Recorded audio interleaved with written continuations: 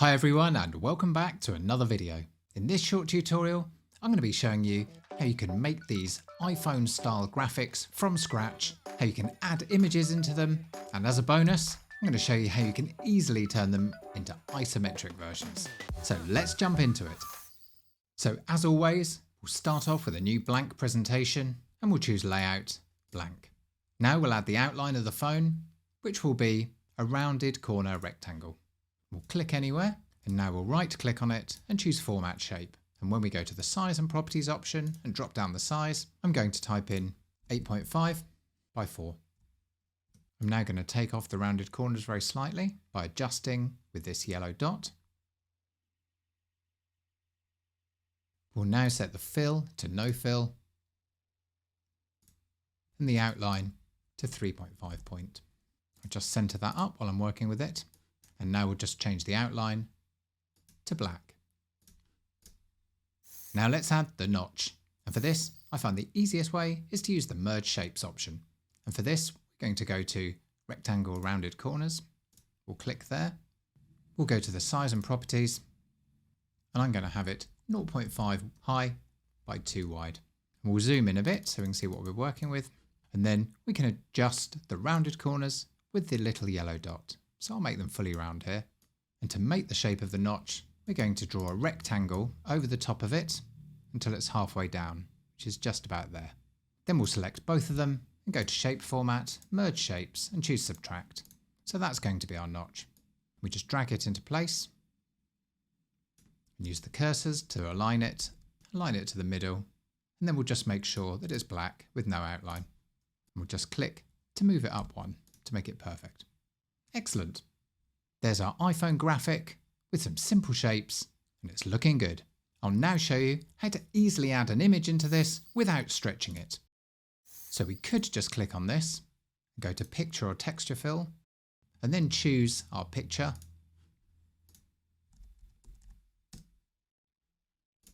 And I had this one. I'll just insert this and you can see what it does. Because the picture is very wide and the phone is very tall, it's squashed it and it's not made it look good. But I'm going to show you a quick way how you can add pictures in exactly the right size so it doesn't stretch it and so they look good for you, and you can crop them however you want. So let's just undo that. Now we'll go to Insert, Picture, Stock. I'll type donut as I did before, click on our donut, bring it in. So I'll now pick up the corner handles, just drag this down so it's about the right height. That's great. And now I'll right click and choose crop. And we can drag these little black handles in until it's cropped to about the right size. That's just about right. And now if you click anywhere inside the photo that's not on the handles and hold down Shift, you can align the image to wherever you think looks good. And I'm going to pick just about here. So that is effectively what we want inside our phone. Now if I drag that out the way, we can now press Ctrl C on our donut image. Then we can go click on the phone, go to fill, and now we can go to picture, but the clever bit is we just click clipboard and that puts in the exact image we want. So if we just move this out the way and press Ctrl D to duplicate, I'll show you how easy it is to get another image in there.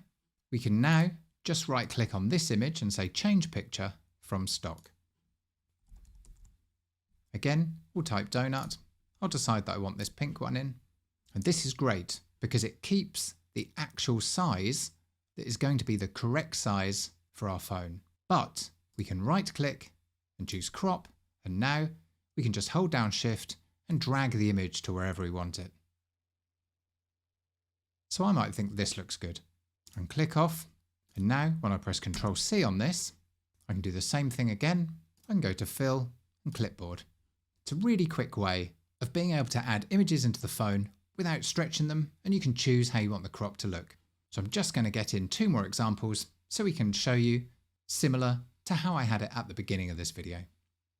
Ctrl D, right click on this, change picture from stock. Going to go with cake this time. Pick up this blue image, Ctrl C to put it on the clipboard.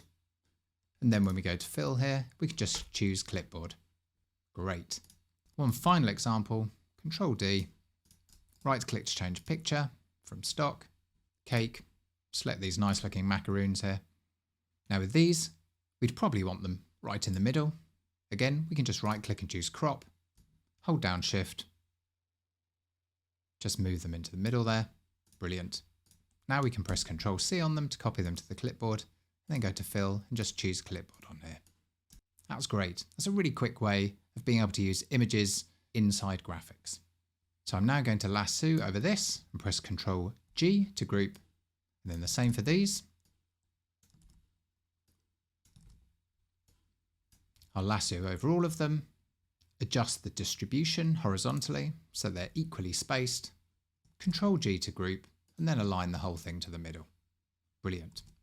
Now I'm going to press Control Shift G to ungroup them again, and we're just going to add a reflection effect to each one. So we'll select them all, go to Shape Effects and choose the first preset, which I think looks good, Tight Reflection Touching. Nice. Now we'll add in the background that we had in our example, and then we'll show you the bonus tip to quickly make them isometric. So I'll just paste in the gradient I had earlier and send it to the back.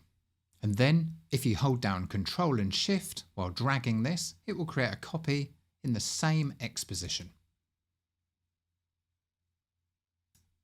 So this is going to be the bottom area, and I'm just going to drag this down and it should snap. Right click, send to back. Great. There's our first image example. And now just going to show you the bonus where we can easily turn these into isometric versions. So we'll click on the slide and press Control D to duplicate. I don't need this bottom area here, so I'm just going to expand this to the full size. I'm going to select each one of these, then go to Shape Effects and make sure that reflection is turned off. And then we can go to 3D rotation, which is under the effects options in the shape options of the format picture section.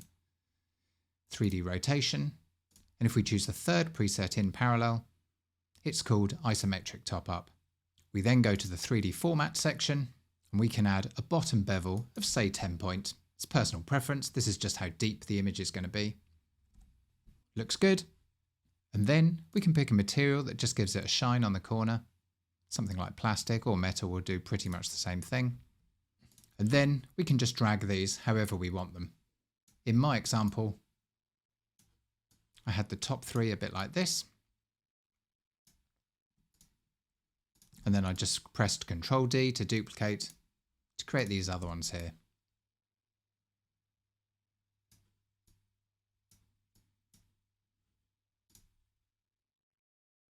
Great. I think that's a really good way of being able to use images in graphics and being able to quickly make them into isometric versions, which I think look brilliant. Thanks very much for watching. I hope you enjoyed the video. If you'd like to see more, hit subscribe and I'll see you in the next one.